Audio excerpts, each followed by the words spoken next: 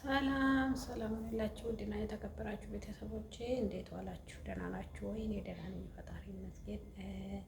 ዛሬ አንድ ነገር ይዤ ነው የመጣሁት። እሱስ ምንድን ነው? ሰሞኑ ሚኪ እስር ቤት ከገባ በኋላ የሚኪ እህት ጠፍታ የነበረችው ማለት ነው። እሱ ሚኪ የደበቀ ሰው አለ እና እሱን ሰው መልሳችሁ እህታችሁ ትወስዳላችሁ ብሎ ነው የሚያስጨናንቁት እና ማን ነበር ሰውዬ የተደበቀ ማን ነው ተብሎ ሲጠየቅ ሚኪም ከእስር ተፈቷል ማለት ነው። እና አጎቱ ሆኖ ተገኘ። የሚኪ አጎት ከ15 ዓመት በፊት ሞቷል ተብሎ ሞተ ተብሎ ተቀብሮ የነበረው ማለት ነው። እና እሱ ነበረ።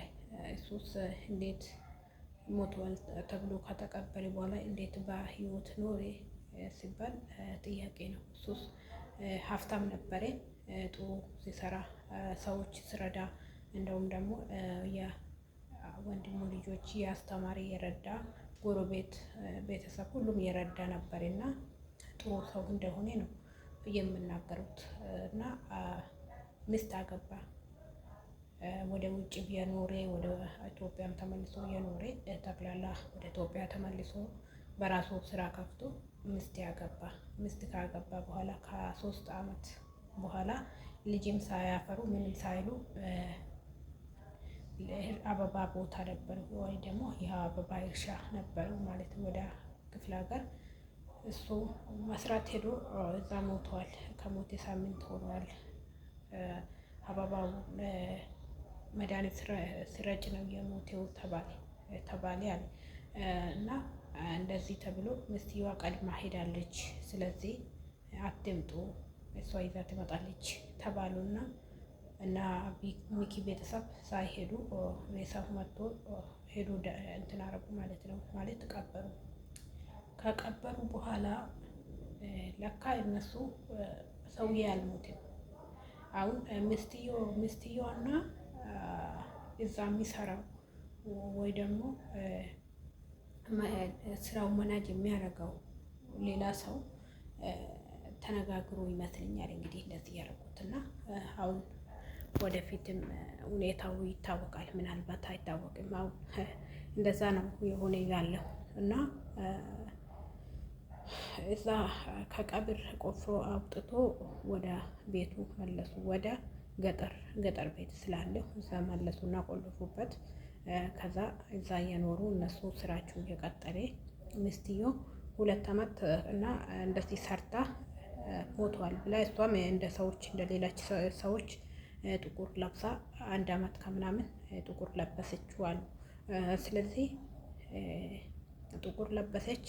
ባለቤቷን ቤት ውስጥ አስቀምጣ ያሰቃየች ያስኖረች እና ከዛ በኋላ ወዴት እንደጠፋች አይታወቅም አሉ። ከዛ ሌላ ሰውዬ መናጅ የሚያደርገው ሰውዬ ስራ እሱ ሰራተኛ ቀጥሮ እዚህ ጋር ሰው ስላለ ምግብ ያበላችሁ ያጠጣችሁ ብር እንደዚህ እንከፍላቸዋለን ብሎ ሌላ ሰራተኞች እዛ ውስጥ ያሉት ሰራተኞችን ቀጠረ ማለት ነው። ብዙ ብር እየሰጣችሁ እነሱ እንደዚሁ ሰውዬን ያሰቃዩ አኖሩ። 15 ዓመት ማለት ቀላል አይደለም። ፀሐይ ሳያገኝ ወደ ውጭ ሳይወጣ ከማንም ሰው ጋር ሳይገናኝ እንደዚህ ተቸግሮ ሌሊት ሲተኛ ሳጥን ውስጥ እየተኛ ማለት የቅብር ሳጥን ውስጥ ያስተኙ ቀን ከዛ ያወጡ ምግብ ሲበላ እንደዛ ማለት ነው። እና እንደዚህ ኖሬ እንደዛ የኖሬ ከዛ እንደው እግዚአብሔር ቀኑን ሲያመጣ ማለት እውነቱ ሊወጣ ሲል ወደ ሚኪ ደብዳቤ ተጽፎ እህትዮ የሰውዬ እህት በህልም ታያለች። ሁሌ ስታይ እሷ አብዳለች ብሎ ነው የሚያስቡት እነሱ። ማለት እንደዚህ ወንድሞቹ ስለሞቱ እሷ አብዳ ነው ጭንቅላት የላትም ብሎ ነው የሚያስቡት ማለት ነው። እና ከዛ ሎኬሽኑን ሁሉም ነገሩን ጻፈችውና ወደ ሚኪ ላከችው። ሚኪም እውነት ይሆናል እንዴ ብሎ ወደ ገጠሩ ሄድና እዛ ጋር ሄዶ ተቀምጦ ሁሉም ነገር ካየ በኋላ ከሰዎች ጋር ተስማምቶ እነሱ እንደሚኖሩት ኖሮ እንትን ብሎ ከዛ ጠበቃውን በመጠጥ ምናምን አድርጎ እውነታው ለማወቅ አረጌ ማለት ነው። እንደዚህ ካረጌ በኋላ እውነቱም ሰው ቤት ውስጥ የተደበቁ ምስጢር ስላለ ነገረኝ። ሰራተኛው እዛ የሚጠብቀው ጠባቂው የቤት ጠባቂ ከዛ ሚኪ ሌላ ሰው ጨመረውና መጥቶ አጎትዮን ወሰደ። አስፈራርቶ ሰውዬን በመሳሪያ ምናምን አድርጎ አስፈራርቶ አጎትዮን ወሰደና ወደ አዲስ አበባ ተመለሰ ማለት ነው።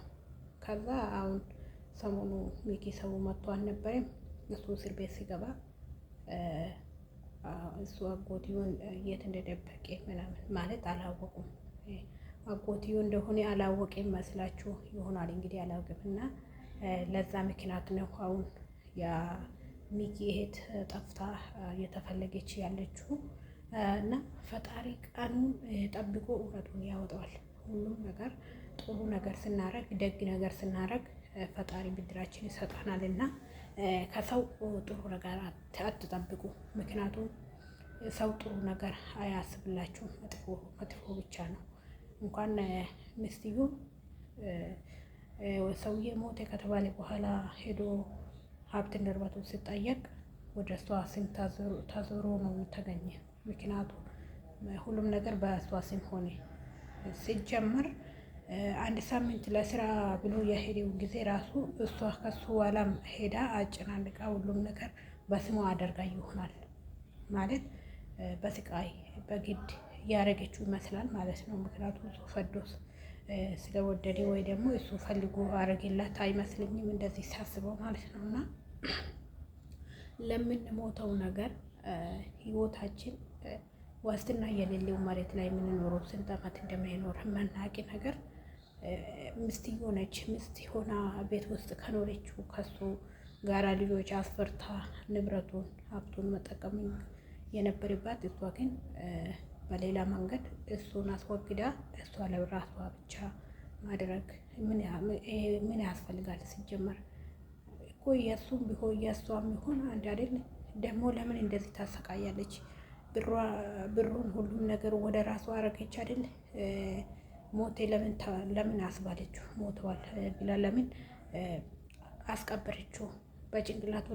ለምን በጭንቅላቱ ቁማር አጫወተችው? አሁን ሰውዬ መናገር አያስታውስም አሉ። ሲጀመር ማለት ነው አያስታውስም አሉ። በቃ እንደ ሞቴ ነው የሚያስቡ እና ሌሊት እዛ ውስጥ ስለሚያስተኙ በቃ መጽሐፍ ብቻ ማንበብ ነው እንጂ ከሰው ጋር አይባባም አሉ። በቃ ጭንቅላቱ ወደ ሌላ ነገር ሄዷል አሉ። እና ይሄ ሁሉ አያስፈልግም። ሰው መሬት ላይ ስንት ዓመት ይኖራል? ትንሽ ዓመት እኮ ነው። ፈጣሪ ከፈቀደ ነው እሱ ራሱ የሚኖረው እንጂ ካልፈቀደ ደግሞ ሌላ በሽታ አምጥቶ ያስሞታል አይደል እንዴ? ይሄ ነገር ማሰብ አለብንና መጀመሪያ ሰው ካልወደደን ባናገባ፣ ካገባን በኋላ ደግሞ እንደው ካልተመቻችሁ ራሱ ካልወደዳችሁ ራሱ መኖር ከሱ ሰውዬ መለየት አለባችሁ እንጂ እሱን ጎድታችሁ ለብራችሁ ለሱ ብር ብላችሁ በቃ ብር ወደ እናንተ ዞሬ ከዛስ እንደፈለገ ብዙ ብር ቢኖራችሁ ምንድን ነው ዋጋ? እናንተ የምትጠቀሙት